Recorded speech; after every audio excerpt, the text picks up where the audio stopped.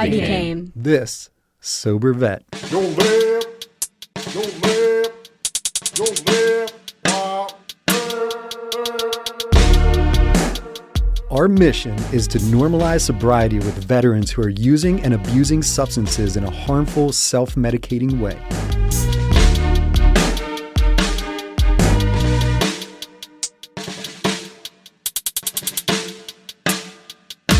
Welcome, world, to this Sober Vet podcast. I am Army veteran Joe Urick, and if no one told you yet today, sobriety looks good on you. I have a quick confession. I used to believe life without alcohol wasn't worth living. I couldn't have been more wrong. I thought alcohol gave me freedom. It was actually taking it away. Sobriety didn't make my life smaller. It gave me back my mornings, my health, my purpose, my family, and my self-respect.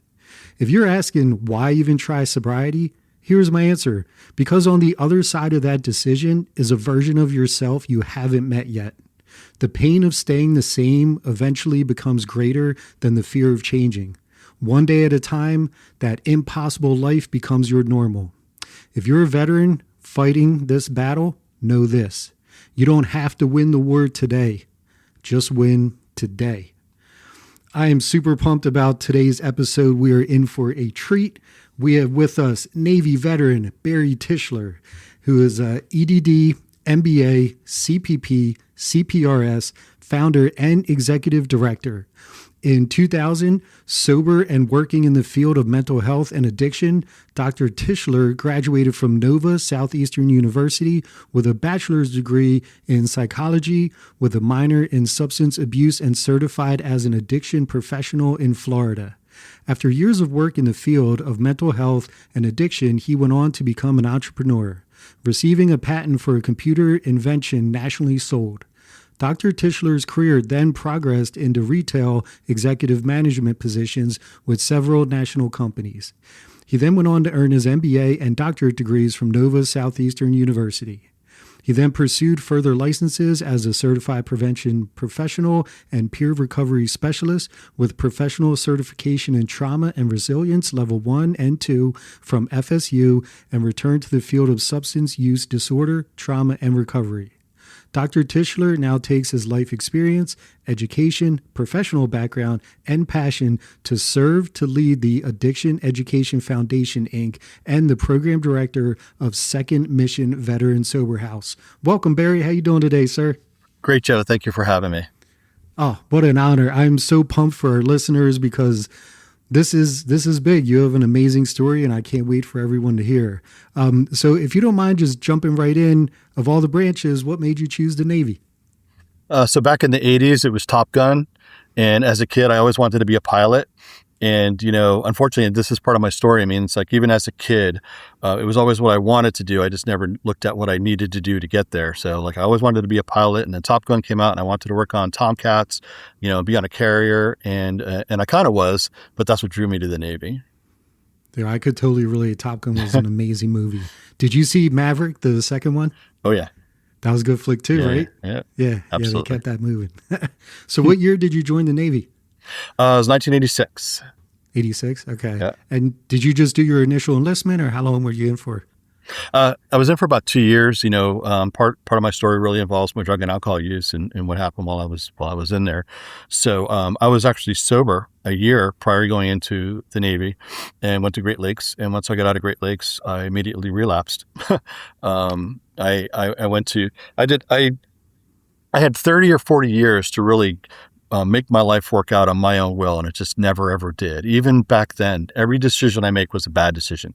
So when I went in, I didn't pick an A school. I didn't pick a duty station, which I should have. I'm like, nope, and I'll just go in. So after boot camp, I went to airman school. I graduated top of my class, even though I had began to start drinking back then or whatever. And because I did, they offered me an A school. Nope, wasn't good enough. I didn't want to do that. I didn't want to do this. So I'll go to the fleet. And so I ended up going to the CV-62, the USS Independence, which happened to be in dry dock at the time, going through a SLEP program, and it wasn't going anywhere. So I was in South Philly on a dry dock ship, and that was really not good, because all I had time for was to just chip paint and drink. And that spiraled out of control. So Gotcha. Now you said so you were sober going in. So did you have a drinking prior to joining? Like when yeah. did your relationship with alcohol start? So I'll back up all the way. So my relationship with alcohol probably started before I was born, because we'll hear later in my story how I found both sides of my birth family, because I was adopted. Alcoholism was rampant in both sides. So for me, I really believe that it was genetic.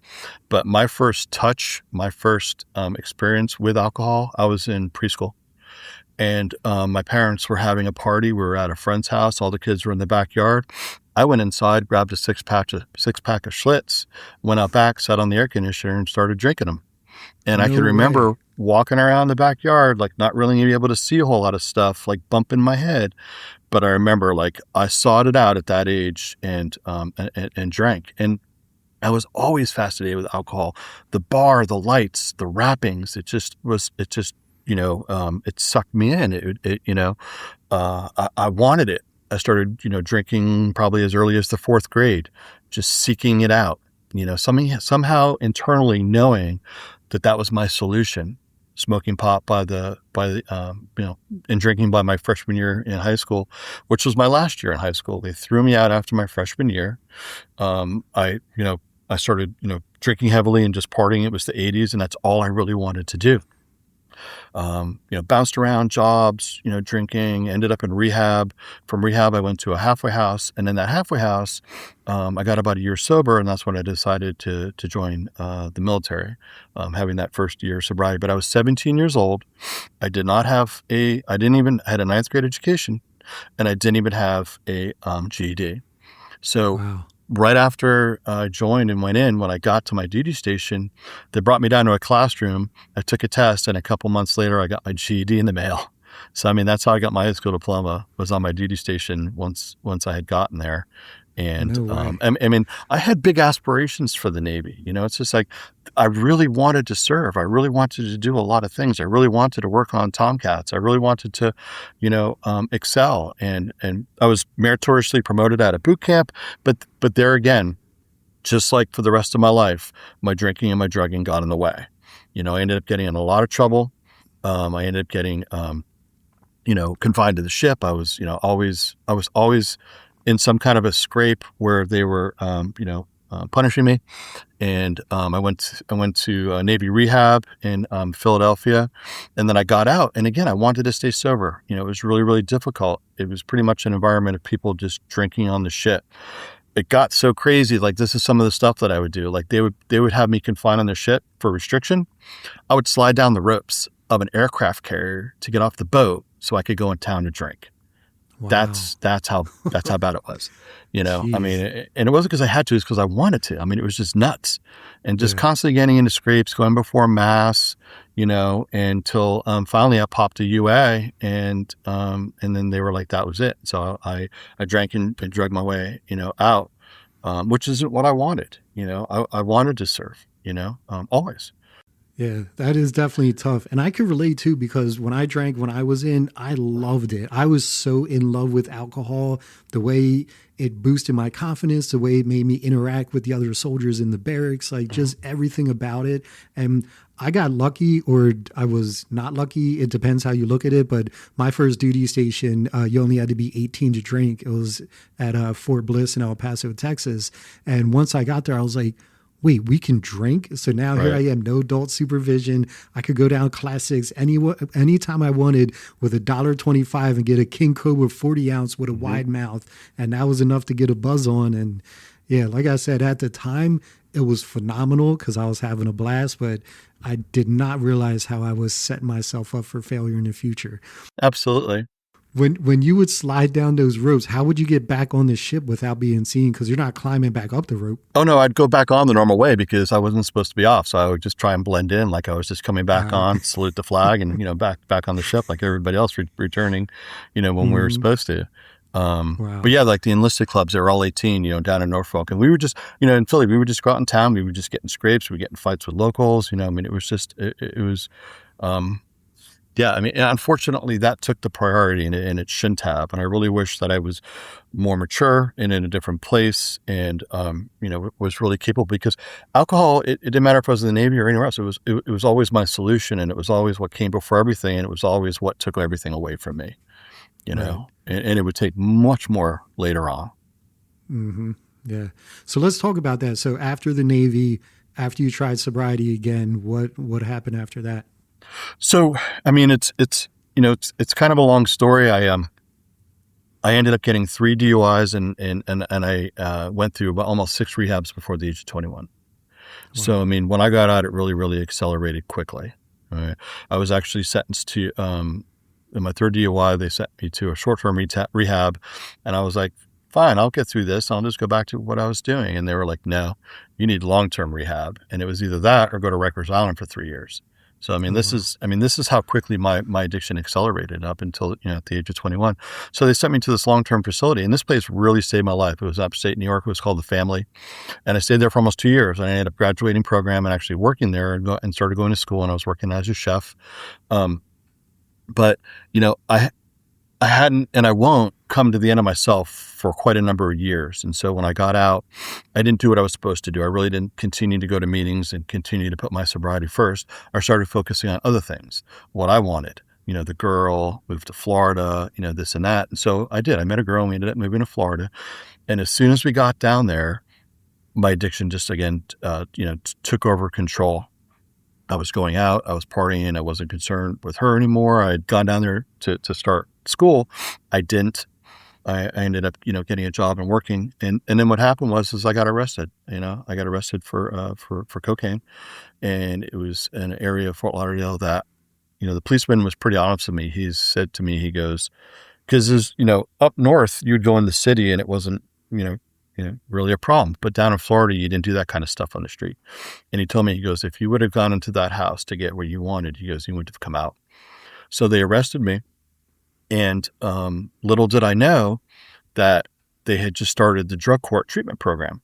And so Miami was the first drug court treatment program in the United States, and Broward County was the second. So I was one of the first 100 clients of the Broward County drug court treatment program in 1990.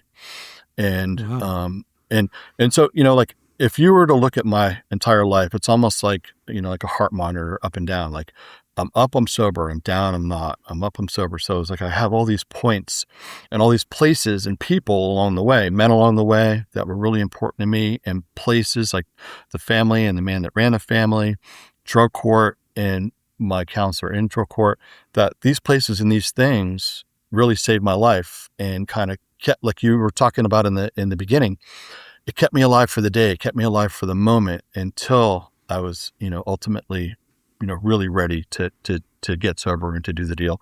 So my counselor was actually the gentleman who wrote the grant for that drug court treatment program. Wow. And just a quick side story, that the drug court treatment program got the grant because the inmates in the jail sued for overcrowding, and they won. And as a result of winning that lawsuit, money was given to open up a treatment program that he wrote the grant for, and he was my counselor. Get My out. That's counselor, wild. and I mean, it gets crazy. The whole thing is crazy. Like, I couldn't even stay sober in drug court. So there was a period where I relapsed. I ended up getting new charges. I was really facing some time. Somehow those charges got dropped. They had to reinstate me into the drug court treatment program, and I graduated. I got out. I started working. I had some opportunities. I opened a business, this or that. And I'm going to kind of accelerate it through it pretty quick, because it really doesn't matter. I didn't get sober and stay sober. I was focused on other things. I was focused on getting the business, getting the money. And just a matter of time, everything starts falling, down again. I lost the business. I ran to the keys. I was like, oh, well, because, my solution is always lick my wounds, make me feel better, make everything okay. It's never the drugs or the alcohol or what I'm doing. It's always outside of myself. It's everybody else's. Right. It was like, the reason I lost the business is because of them, or it's because of this. It was never me and what I was doing, just like the Navy, just like everything else. So I ran down the keys with a bunch of money that I probably shouldn't have had, and I proceeded to go on probably about a year cocaine binge, until I was arrested again. And because enough time had gone by, I went through the Monroe County Drug Court Treatment Program. And as a result of that, I kind of got a little scared. It was really getting out of control. As you can imagine, it was already out of control, but to my standards, it was finally enough that I decided to go back to AA and to get sober again. And I did, and I got sober in the Middle Keys group of Alcoholics Anonymous, and I went through a series of things in the program. People are probably familiar with it. It was Joe and Charlie. They do a talk about the big book, and it really touched me, and it really kind of inspired me, and I got some fire from my sobriety, and things looked different. My life started turning around, like you had said, like everything was better. I had more money. I felt better. I lost weight, started going to the gym. And then I decided I really needed to get out of the Keys because there's like 36 bars and like 8 miles, and it's just rampant with, drugs. So it wasn't really a good place for me to stay. And so at that point, I moved back to Broward County, and I started going back, and I started to go to school really for the first time for my bachelor's degree. Are you enjoying these stories of veterans totally rocking it with sobriety? Here at This Sober Vet podcast, we want to keep bringing these warriors' tales of triumphs to you. However, we need your help to make that happen. We're in need of sponsors for This Sober Vet podcast. That's right, now's the time to show your support, advertise your brand, or just make a monetary donation. It's easy. Just go to our website, www.thissobervet.com. To become a sponsor, fill out the form on our contact page. To donate, just click on Support the Mission. Let's keep shining a light for those still in the dark. And I started working at a local detox. It was actually a place called the Retreat Hospital where my counselor in drug court, where he originally started. So I started working as a mental health tech at the retreat, helping people in detox. It was a Marchman Act, Baker Act facility. So Marchman Act is when the court orders people into treatment for drugs and alcohol, and Baker Act is for psychiatric. So I was working adult psychiatric stabilization, and I was really working towards getting credentialed and working in the field of addiction and staying sober. And I did. And I was doing an internship with drug court. So my counselor now became my mentor, and I was going back and I was doing groups over there, and I was working in the detox, and I was working in the psych unit, and I was accumulating hours to be a certified addiction professional.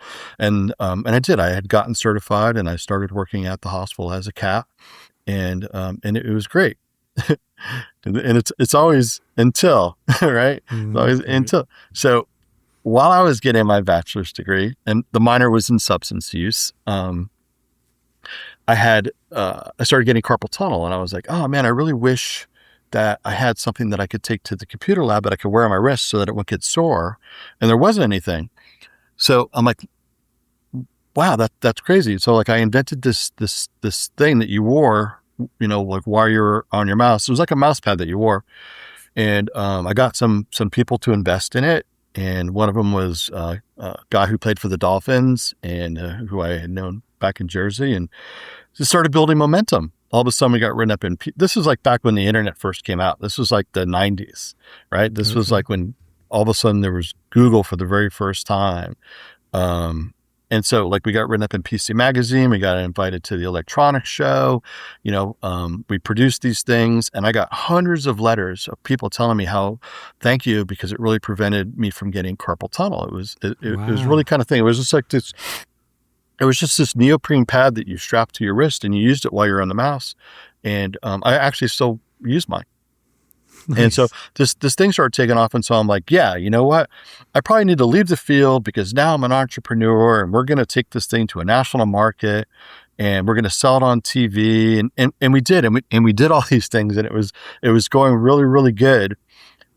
We decided to sell it via direct response television commercials rather than take the risk of selling it at retail, like in Walmart, where they don't pay you until it sells. So, I mean, you could really get bankrupt quickly. So we decided to sell it nationally, online. Like, we had this really great TV commercial that was done by this Emmy Award-winning, director who did these commercials, for selling stuff or whatever. And we did a test market, and we were like CNN and TNT, and it went really, really well. And so we took all of our remaining capital and put it into, a whole month's worth of media, and we were going to launch this thing. So he said, when do you want to launch it? And then I'm like, well, let's not do Monday because everybody's getting back to work. Let's do Tuesday, right? to start it, where maybe people will be watching a little bit more TV or whatever. I got a call that morning, and I thought it was my mom saying, "Congratulations, today's the day," right? It was, turn on your TV, an airplane just flew into the World Trade Center. Oh, It was not. no way. It was 9/11. Wow. Now I grew up in Jersey, and I grew up where we could see the World Trade Center. Oh. When I lived in that halfway house in Jersey City, I was actually working in the World Trade Center. I was taking the tubes in before I went into the Navy that year. I was working downtown. So, I mean, I grew up watching them get built. I took my mother for Mother's Day at Windows of the World. I mean, the World Trade Center was really important to us. I mean, it was a part of, it was really like, a part of our code where we lived. We could see them, and I was in them, so I turned the TV on, and then as soon as I did, the second plane. And so at that point, it's really kind of hard to think about yourself when something like that's going on, Right.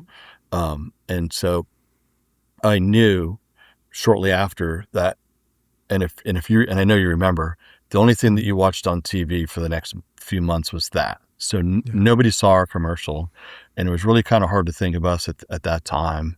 And there was just no waiting it out. And so basically I just kind of had to walk away from it, because they don't give you back your money, Yeah, seriously. Wow. And we were in the country was in crisis, it was really, really serious. And so I understood that. And so it was a blow, just like losing my other business, but I really lost that because of me. This was circumstances. And so I walked away from it.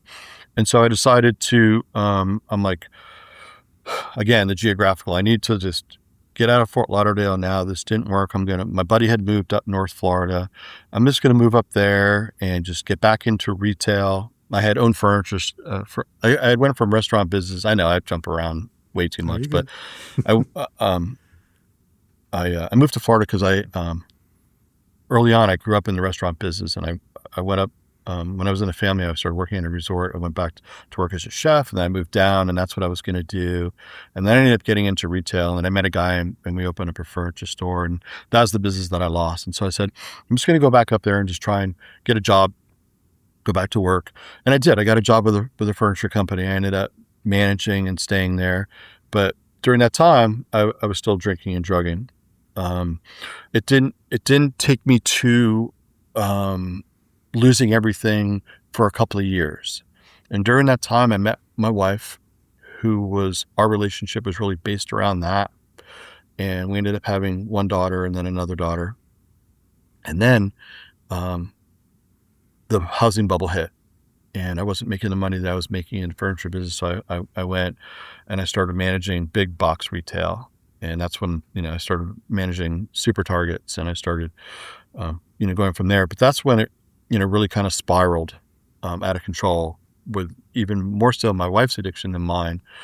We talk about our own drug and alcohol problem. Like, all the times I went to rehab or got arrested or, did this, it's like, I knew the consequences were things because of I did.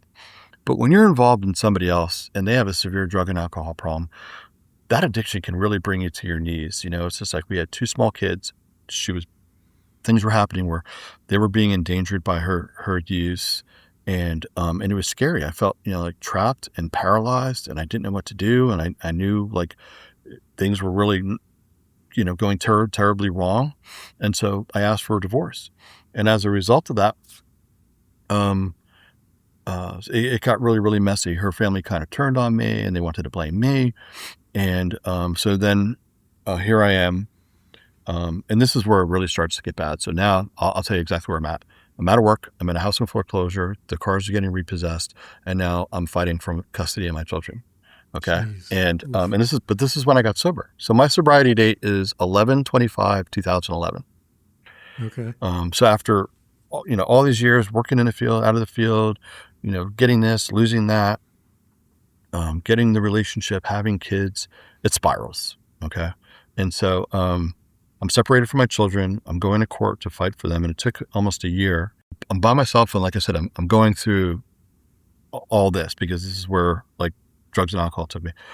And, I said, this is just too much. I just can't deal with it. I I refer to it as soul crushing. What I was going through at that time was crushing my soul. It wasn't even the effects of drinking and drugging. It was that life was so bad and my bottom was so bad that it was just killing me. My alcoholism was killing me.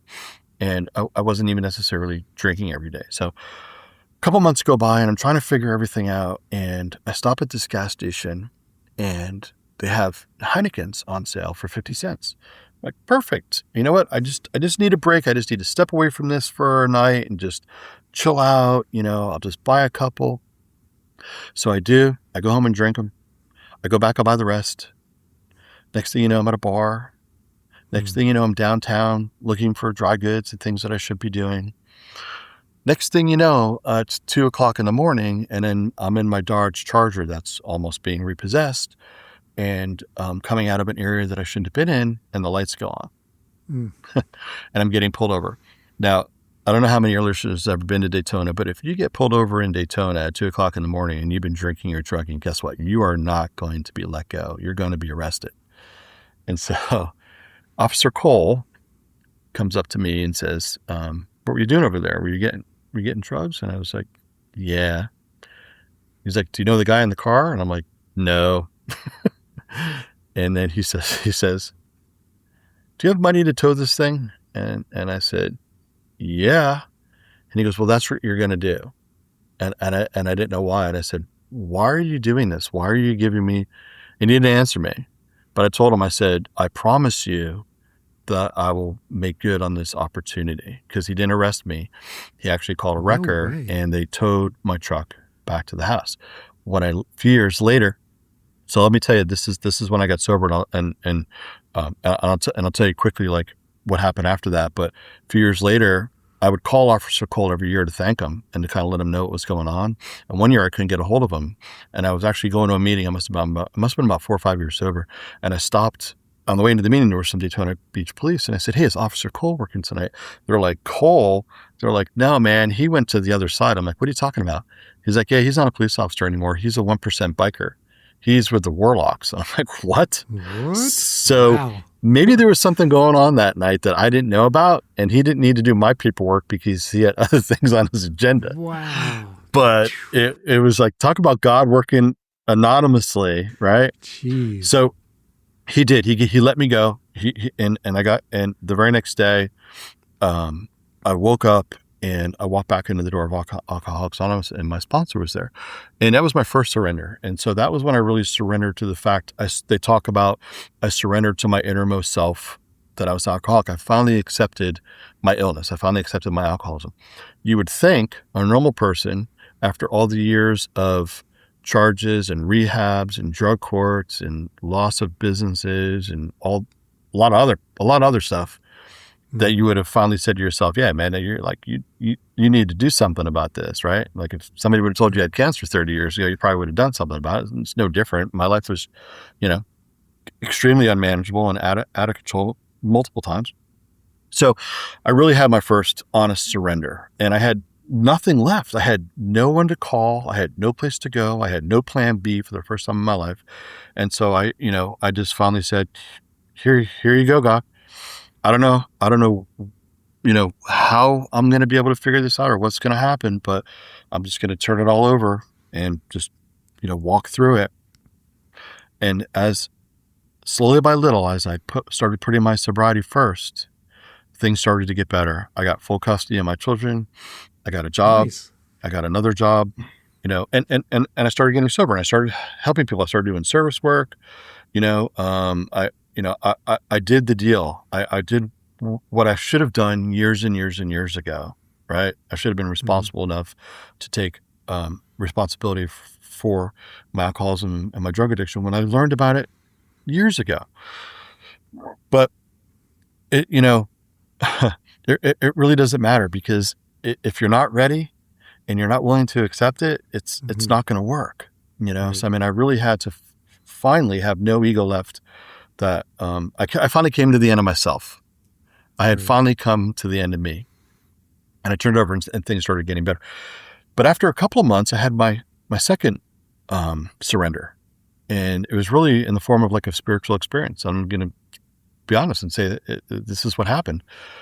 I was a couple months sober, and I was up in Jacksonville at a football game. I told my sponsor, I said, I was invited to go to an alumni football game for my college. They were giving us the tickets. I'm like, I just need to um, start getting back into society, just putting myself out there to try and meet people and do positive things. And you know what I mean? And so I said, I'll go. And so I went. So I'm sitting in the bleachers at the Jags game, and it's rainy and it's dreary, and I'm by myself. And this, I hadn't gotten my kids back yet. I'm still going. I mean, it's still pretty much soul crushing, but I'm sober, and I'm decided that I am going to, surrender, turn my, my will and my life over, and stay sober. But I was still going through an awful lot of pain. And I looked out over the city, and I just said to myself, why would God believe in me? And it was right then that something came, something touched me and took every single bit of pain inside of me, that soul crushing pain, and it was gone like that. And it was that point I had learned later on that that's exactly when I had no ego left, because God's always there. God's never not there. He's always there. It was me that was keeping God away. And so it was at that very point that I had no ego left that God was able to come in and touch me. And it was right then that I knew he was real. And I have had that complete surrender every day since. It's just like, once you know that you're higher power, that there really is something out there, there's just no denying it. There's just no denying it. And so it's funny because right after that happened, I left the game and I called my sponsor and I said, this is what happened. And I told him about it. And then I went to this meeting and they were talking about faith, and they were saying, faith is believing no matter what, whether you're sick, or healthy, rich or poor, it just doesn't matter. And so that day is, I feel like when my faith was born, when I really realized, like, faith isn't God's going to take all this stuff. You're not going to get all this stuff. It's not what you want. It's believing no matter what. Yeah. God helps you to get through it, helps you to get through the storm. Life's going to happen. Things are going to happen, but you can get through it. And you can increase your faith and things can get better. And that's when slowly by little things started to really happen. I got my kids back. I got a job, and then I got another job, and I started being able to be the father that I always wanted to be. I had 2 small children. I was raising them by myself. My girls were in nursery and school and first grade at the time. Okay. And I was a single dad, and I was, taking them into school, and I was working, and then I started going, I was already in school. And so I was really finishing my MBA. And so, like, working full time, raising my girls full time, and going to school full time, and staying sober. And nice. and I just kept walking, in that direction. And after I finished my MBA, I went right into my doctorate, because I was like, well, one, I didn't want to start paying the loans back right away, because I was really still struggling as a single father. And I was like, I want to better my life, and I want to better my life for my children. And so if I keep going, I'll be able to get out of retail, and I'll be able to teach. And hopefully maybe I'll be able to teach remotely, and I'll have more time for my family. And so I started, going back to, continuing on to do that. And that was 2015 is when I started that. I ended up graduating in 2018. And then along the course of the way, I met my wife. She was in the program, and she had come, and I had known her for about a year, and she came to a meeting and she sat down to me. She had a question about a sponsee, about a girl who was really suffering from mental illness, and she didn't really know how to, approach it. And so she decided just to talk to me about it. And then we started talking, and our relationship grew, kind of like the spiritual experience. Like, God kind of like grows inside you. That's how our relationship grew. It wasn't like we were stalking each other or trying to hit on each other or hook up. Mm-hmm. It's like we sat down, and all of a sudden this relationship started to grow and evolve. And I'll be married 6 years in October. We've been together about 8. Awesome. And we have a sober relationship, that's open and honest. It's like, again, this is, God. This is what he had planned for me.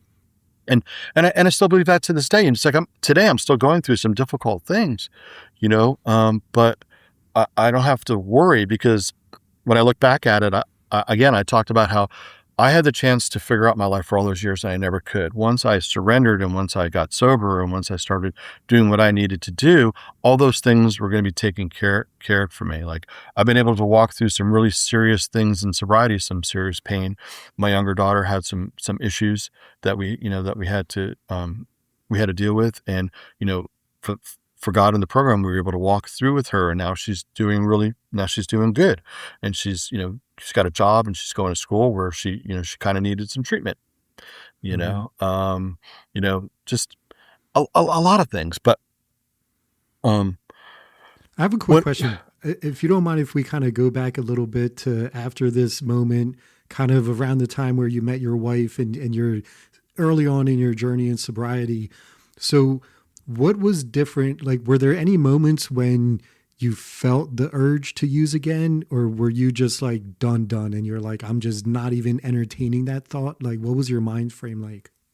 So one of the jobs that I had early on after I had gotten sober was I again I was in retail management, and I was managing World Market, which is half a liquor store, Mm, and something changed in me. Like once I was able to fully accept it, it wasn't my solution anymore. But like alcohols and drugs was always my solution until it wasn't. And this time, what was different this time, and to answer your question, is that my life depended upon it. Like all those other times, I didn't really think or believe that my life depended upon it. This time it got to the point where I knew my life depended upon it.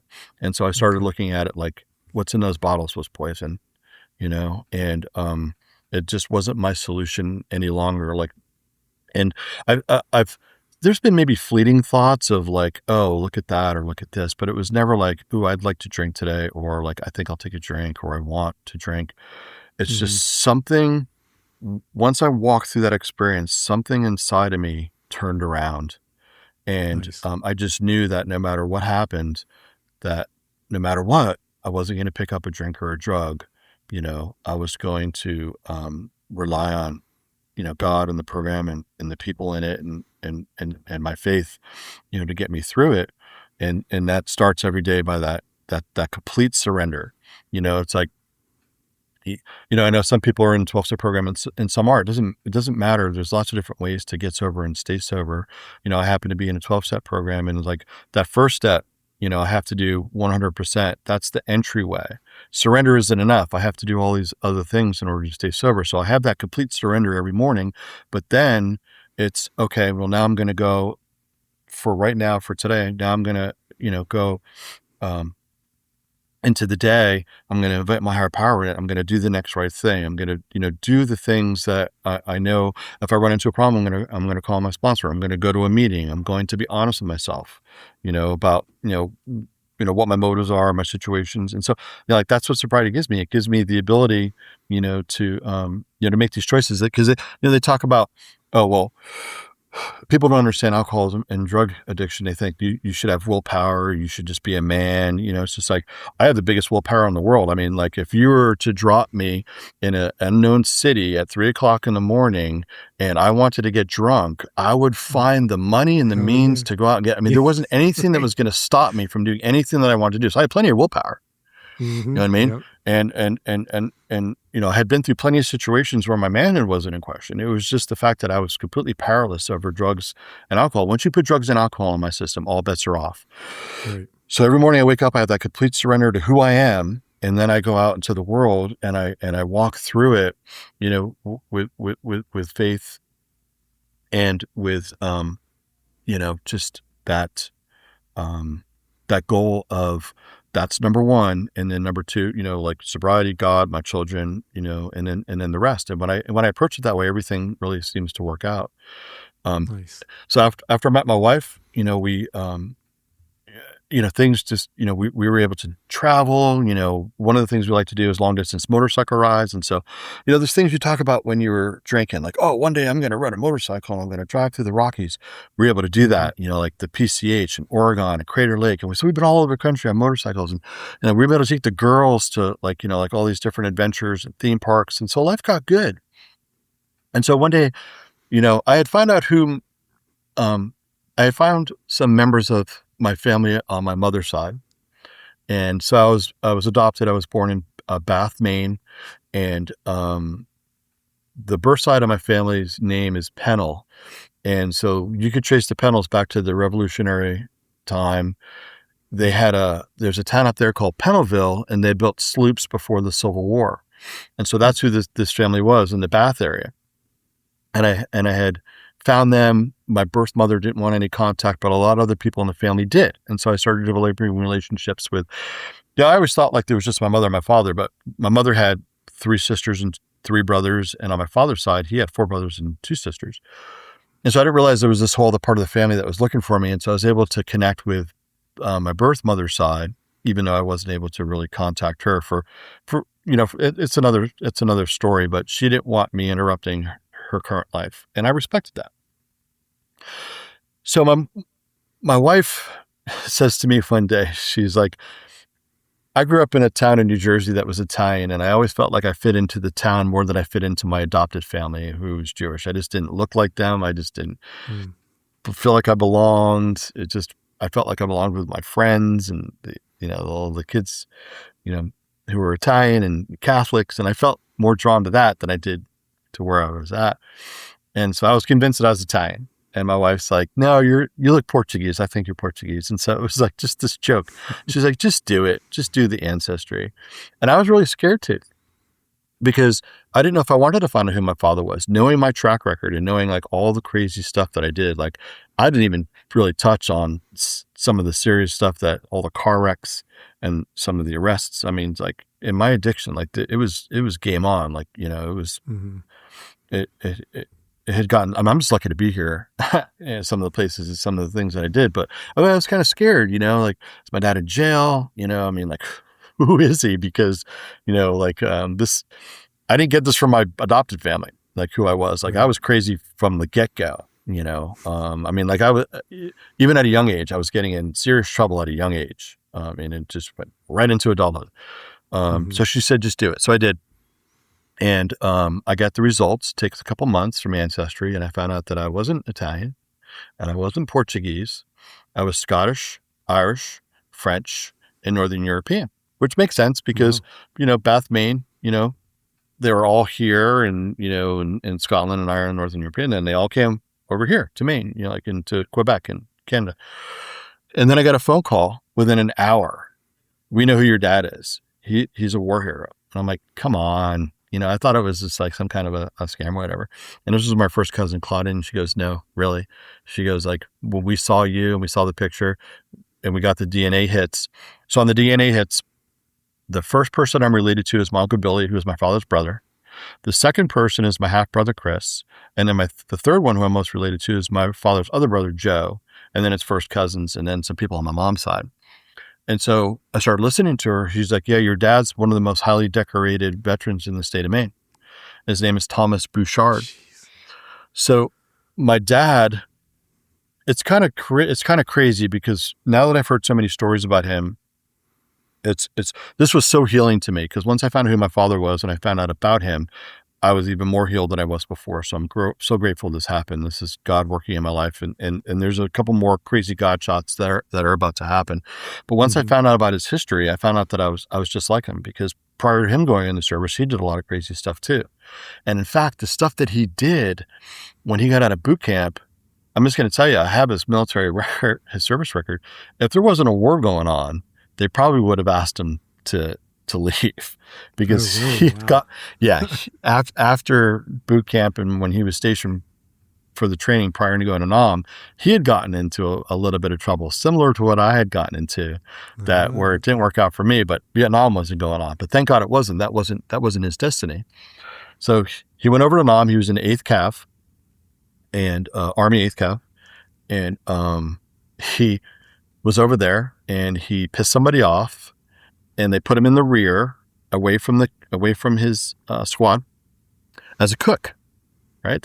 Whoever it was that didn't like him got rid of him, and his nickname was Bullet, right? It was Thomas Bullet Bouchard, and it wasn't for the reasons that you think. So, and it's crazy because I've talked to people he served with. I talked to his captain, I talked to a lieutenant, and they said, yeah, we would say like, Bouchard, you're always last. Why are you always last? We're going to have to call you Bullet. And that's how that stuck. So he pissed off his commander and they put him in the rear and he's working as a cook. And he hears that his platoon is going into a serious firefight, which is the fight at Dadong in December 1967. I hadn't even been born yet. I was born in February. It was December 1966, and I was born in February 1967. So my mother and my father met as he was shipping out of the Brunswick Air Force Base, which was just right next to Bath. And he didn't even know about me. So here's his platoons going into a firefight. And so this is the quote from Lieutenant Church. He says, fuck them. Let them cook their own fucking pork chops. He jumps on a helicopter. He goes to the battle, right? He gets off. He joins it. He goes in, and he sees his best friend Tewksbury get shot in the head and killed. And this is another guy that's from Portland, Maine. So he sees his best friend get killed, and then they shoot, and they hit an APC, and they knock it out of commission. And so he runs over to the APC. He throws a bunch of wounded guys on the back. He assumes the controls. He runs over an enemy hooch, killing coconut hooch, killing all the occupants inside, about 3 of them, drives the guys to safety, unloads them, and then goes back. And then he starts running through trenches with hand grenades and machine gun fire. And at the end of the day, it's 21 guys KIA. Hey, Sober Vets. My name's Dr. Barry with 2nd Mission Veteran Sober House. Every day our veterans win battles overseas, only to face another battle when they come home. PTSD, substance use, homelessness, isolation. At 2nd Mission, we're building a safe, structured place where veterans can heal together through recovery, peer support, and purpose. But we can't do this alone. Your tax-deductible donation provides housing, hope, and a second chance for those who have served. Please visit veteransoberhouse.org and join our mission, because no veteran should fight the next battle alone. Thank you so much.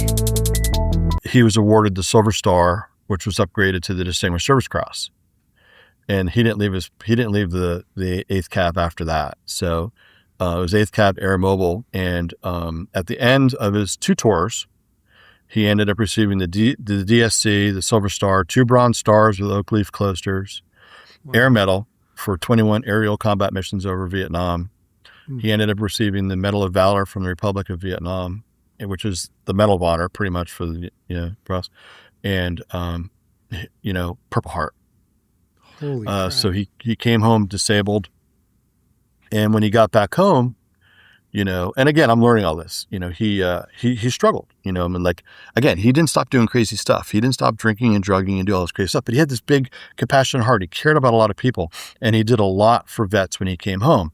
He was the vice commander of the VFW. He was commander of the DAV, and these guys drove all over Maine helping vets get their services. One of his best friends was MIA, and he fought for families and for soldiers who were MIA. He was involved with some laws that were passed. He was invited down to the wall in the 80s, and they were doing this whole thing for MIAs. And so he really fought for guys that were MIA. In 1990, he was inducted into the Legion of Valor. And the only way to get inducted into the Legion is by having the Distinguished Service Cross, the Medal of Honor, the Navy Cross, and things like that. And it's by an act of Congress. And so he was inducted into the Legion of Valor. But he helped a lot of guys, even though he was disabled. That's what he did. Aside from doing a lot of still other crazy stuff, he was notorious in that town. I mean, we could spend the entire hour. I could tell you stories that friends of his who I've met have told me, and it's just relentless. I mean, he was just unreal. But he struggled with substance use and PTSD, and it's just like he wasn't able to get the services that he needed. And so, when I found all these things out, here's what happened. We went up to Eastport, which was where my father's family is from, and I got to meet his only one brother who's still alive, Uncle Billy, his family, about 9 of my first cousins, and a whole bunch of Tom's friends. And so this is my first time in Maine after I was born and was adopted in 1960. I had many plans to go back, but this is the first time that we were actually back. So we went to Bath. I got to meet some of my mother's side. We had a really cool lobster party, and then we went to Acadia, and then we went to Eastport. And while we were in Eastport, meeting some of my dad's friends and my family, my Aunt Paula, who was my Uncle Billy's wife, got a call from a couple of Tom's friends just out of the blue. He said, listen, we were thinking about Tom. We wanted to do something for him. We think we know where his medals are. So unfortunately, my dad, I know this is a lot. My dad didn't, he had when he passed, when I found out about my dad, I found out that he had passed. He passed in 2000 from, he had a stroke, he had a tumor in his brain, and he had throat cancer as a result of Agent Orange. Oh, wow. So I wasn't able to meet him. And they had a ceremony for him in Eastport, but they didn't have a plot for him. So he was cremated, and the ashes And the medals, which is another long story, were given to one of my half sisters, and they were lost. I'm not going to get into the full story. I'm just going to be nice and say they were lost. Okay. They were sold. Okay. Jeez. So while we were up there, she gets a call from these two guys who say, we think we found where his medals are. And she goes, well, that's awesome, because his son, who we didn't know about, happens to be visiting right now. And so she puts me in touch with them. This gentleman by the name of Alan and this other gentleman by the name of Jerry, who are both veterans. One's a veteran, one's a Navy pilot from the Vietnam era. And so I talked to them, and they're like, yeah, we found them through another guy. They're in this place, this coin place in Bangor. So on our very last day that we're leaving to go back to Florida, to drive from Eastport, which is the northernmost town in the United States and the northernmost part of Maine, down to Boston, we stop in Bangor and we meet with them. And Jerry's wife actually dated my dad. And so like when they saw me, they started crying, you know? Wow. And so it was like this immediate reunion and connection. And we go inside the coin store, and this is where, you know, talk about God working anonymously. It's like for somebody to say, no, there's no God. Okay. That means all this is just coincidence. It's all nothing. And there's just no possible way. So we go inside and we meet Paul, and he goes, I got him about 10 years ago. Somebody came in and they sold him for $100, and I bought him for $100. And he goes, Barry, he goes, if I were to have sold these, nobody would have known whose they were. He goes, I could have broke them up and sold them, and they would have been gone. Right. He goes, but I kept them intact, thinking that at some point, maybe I would come across a family member that I could return them to. Wow, And he also had goosebumps. And he also had the Legion of Valor certificate that he had bought at the same time. And he gave them to me. He gave me all my dad's medals. I think I sent you a picture. So I have the medals all framed up with the Legion of Valor certificate and his flag that they, my half brother, he gave me the flag. This was another moment where he's like, yeah, the older brother should have this. And he gave me the flag from my father's ceremony with the 2 bullets. Wow. And so I framed them all up together, but he goes, I just want you to do something with them. And so I was like, wow, these are medals that the family had said were gone. Nobody knows where they are. They're unretrievable. They're just gone forever. And then the one time I go back up to Maine, somebody finds them, they materialize, and they give them back to me. I mean, how crazy is that? Yeah. So I'm like, yeah, so this is really something that's been now placed on my heart. You know, it's just like, I can't believe this is happening. It's happening for a reason.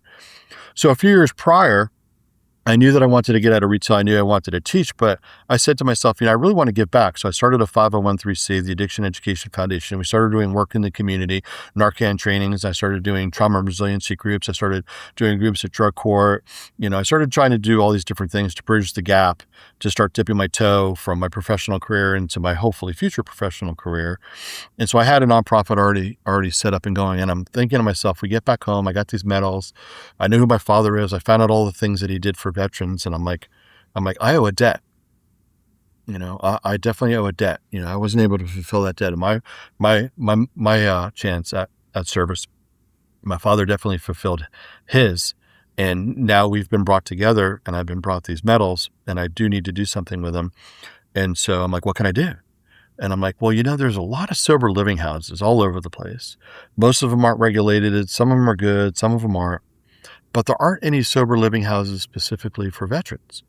So I know for a fact, that, and tell me if I'm wrong, but when you're deployed, and especially these days when you could be deployed 2 and 3 times, right?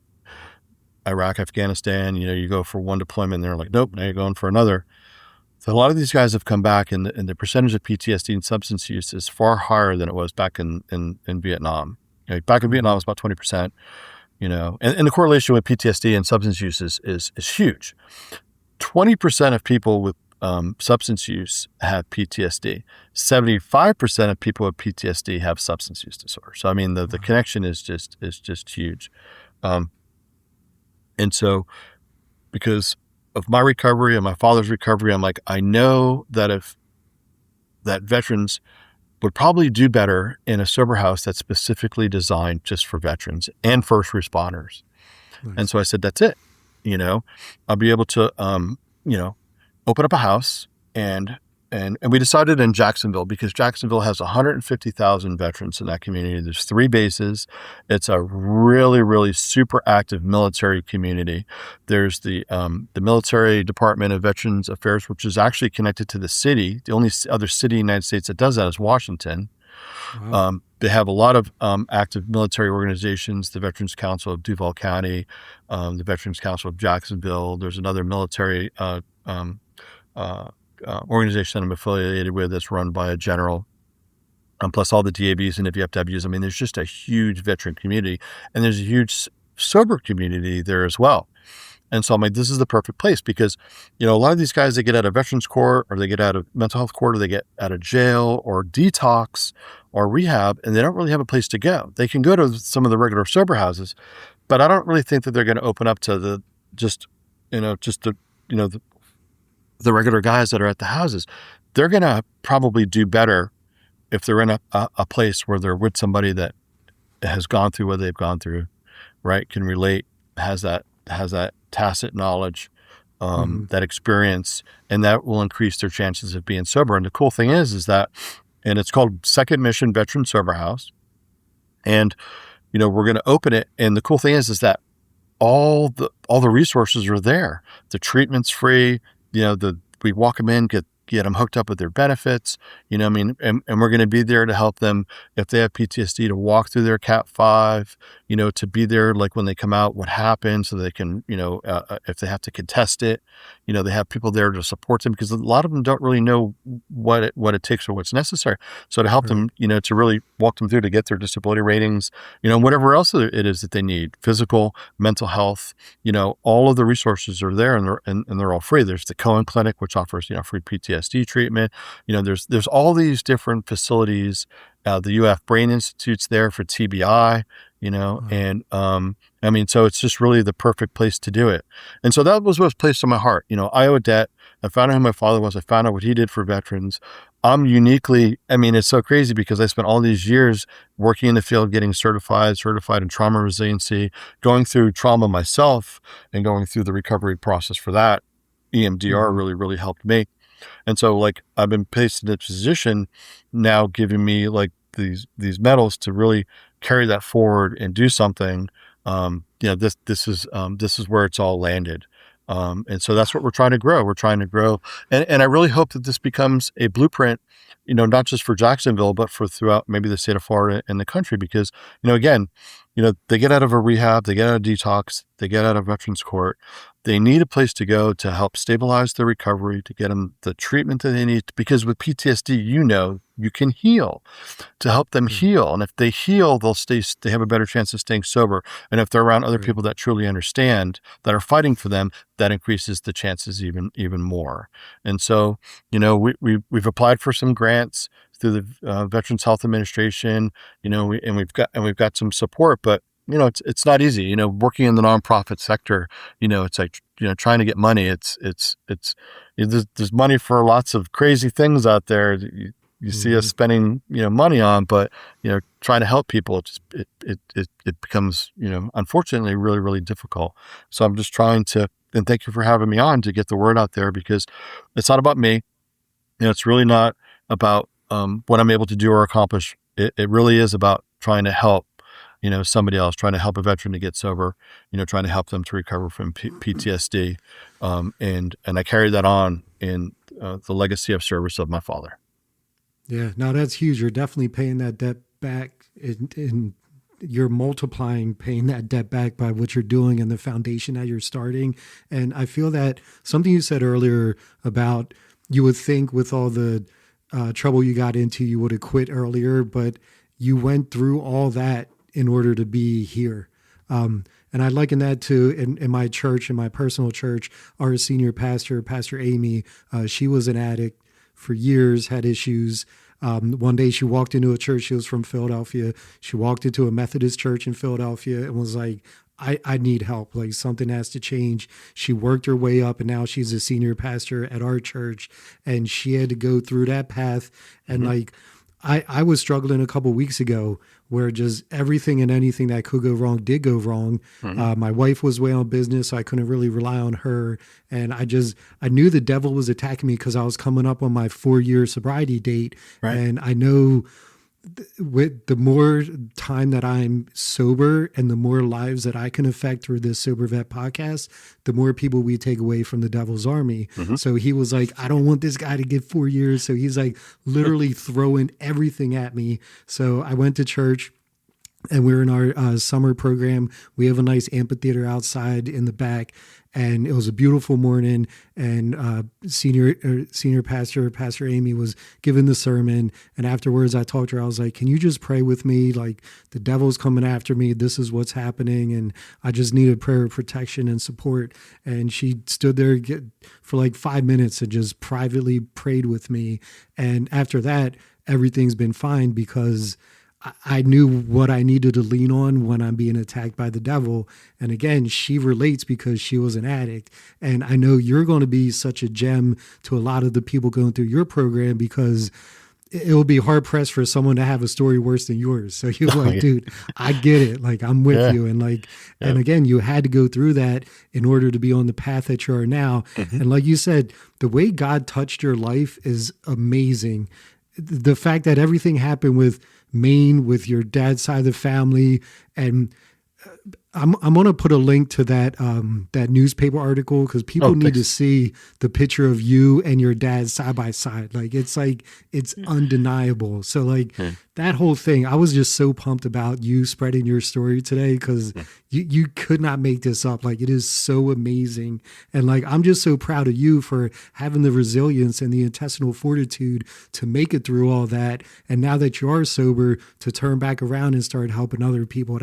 That's one common denominator I've seen with guest after guest is that once we make it and get through that hell, we always seem to turn around and want to help those who are in that spot because we get it, you know, like, and dude, what you're doing is amazing.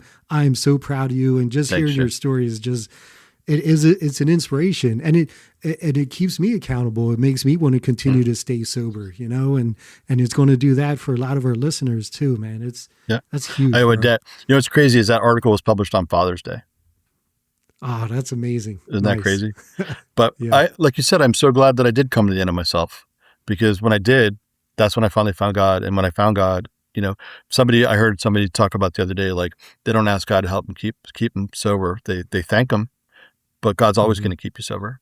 You know, God wants all these things for us, but I have to put myself in a place that, you know, God's able to reach me if I'm just consumed with what I want, you know, and going down the wrong, you know, making the wrong choices or seeking the wrong things, he's not going to be there because I'm going to be back in control again. I have to, you know, continue to turn my will and my life over every day, no matter what I'm going through, good or bad. Right. That faith we're talking about. And I'm so proud of you because, you know, it's just like, it's like we have to walk through it, but God, you know, I talk about having peace of mind, peace of heart, peace of soul, you know, that serenity, that's the highest form of the soul. That's the serenity is what God gives us to get us through those things, you know, and by doing so, it's just like that increases my faith. So no matter what I have to walk through, first of all, it's never as bad as it was, but I know that God's there, you know, I mean, just no matter what, you know, and whatever happens, it's going to be far better than whatever I could have planned. So it's, you know,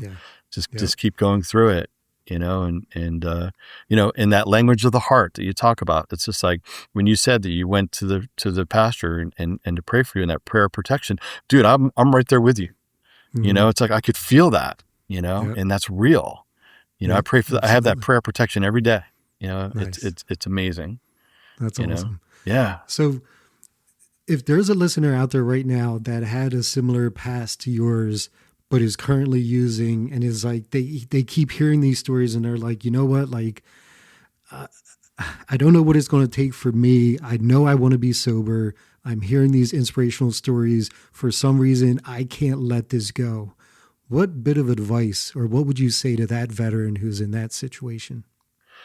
Just don't believe yourself, you know, whatever you're going to tell yourself and why it's not going to work, or like, you know, like you hear it, but you don't believe it. You know, it's like at some point you're worth it. You're loved more than you know. There really is help out there, you know, like you know, thousands and millions of people have been able to get sober and stay sober and change their lives. And you can too. And don't feel bad, because we all started at that first hour, that first day, are asking for help. The hardest thing to do is to pick up the phone or to walk in someplace and say, hey, I need help. But you know what? You might be surprised. When you do, you might be surprised at the reception. You have no idea like what your life could eventually, become or turn into. You get yourself back. It's not like, yeah, I got the house, I got, a wife and a motorcycle and all, that stuff's great. But you know what? I got myself back, and that's what you can get back. You know what I mean? You just take the action, take the risk, do it as an experiment. Just try it. Put yourself out there. Say, I don't know what's going to happen. I don't know what the result is going to be, but I'm going to try and do it, because my way isn't working. And this, what I've been doing is not getting me anywhere. It's getting me pain. It's making things worse. So I mean, once alcohol and drugs stopped working, they never worked again. It never got better. It only got worse. So be honest with yourself and just realize there is a solution, and there are people that, that care. You can reach out to me. I'll talk to anybody, so, and I'm sure you would too, Joe. I mean, that's how we do this thing. Somebody was there for me, and I need to be there for somebody else. So you are not alone, and there is help, so don't give up, especially you guys with PTSD. You can heal, don't give up. I am Barry Tischler, and that is how I became the Sober Vet. If you support veterans choosing sobriety, show it. Like, follow, and subscribe to this Sober Vet podcast. Your support keeps these stories alive.